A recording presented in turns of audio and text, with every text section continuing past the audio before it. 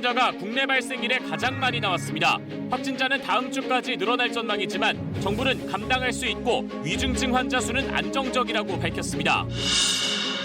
문재인 대통령이 종전선언은 평화협상으로 가는 입구로 정치적 선언이라고 말했습니다.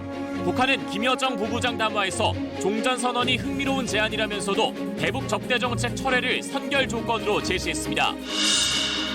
대장동 의혹의 핵심 회사 화천대유의 운영자금 400억 원은 최기원 SK행복나눔재단 이사장이 빌려준 돈으로 확인됐습니다. 검찰은 화천대유 고문으로 활동했던 권순일 전 대법관에 대한 수사에 착수했습니다.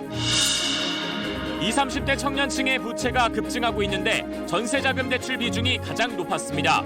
은행들은 전세보증금이 오른 만큼만 대출해주는 등 전세대출 한도는 줄이고 금리는 높이는 방향으로 움직이고 있습니다. 파산위기인 중국 헝다그룹이 달러 채권 이자 990억 원을 제때 갚지 못한 것으로 알려졌습니다. 한 달의 유예기간이 있지만 시간 끌기이고 중국 정부가 개입해 청산에 나설 것이라는 전망도 나옵니다.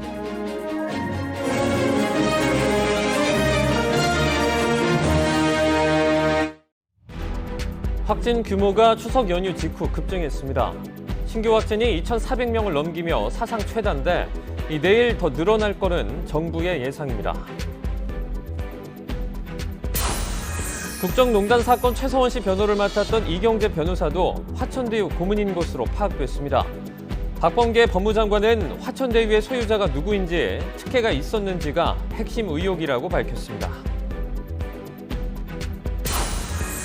문재인 대통령의 종전선언 제안에 북한 김여정 부부장이 좋은 발상이라며 호응했습니다. 문 대통령은 북한도 결국 대화와 외교의 길로 나오겠지만 현 정부 내에 이루어질지는 예단하기 어렵다고 밝혔습니다. 가상화폐 거래소 규제 강화법 시행을 하루 앞두고 투자자 손실 우려가 커집니다. 국내 거래소 66곳 가운데 40여 곳이 폐쇄 위기여서 투자금 회수 요구가 잇따르고 있습니다. 중국 부동산 재벌 헝다가 사실상 파산 직전 상황입니다. 중국 정부가 충격 최소화를 위해 부동산 부문을 국유화할 가능성도 나옵니다. 추석 연휴 고속도로에서 사고를 목격하고 부상자가 있는지 살피던 의사가 2차 사고로 숨졌습니다. 선행을 베풀다 참변을 당한 안타까운 사연 취재했습니다.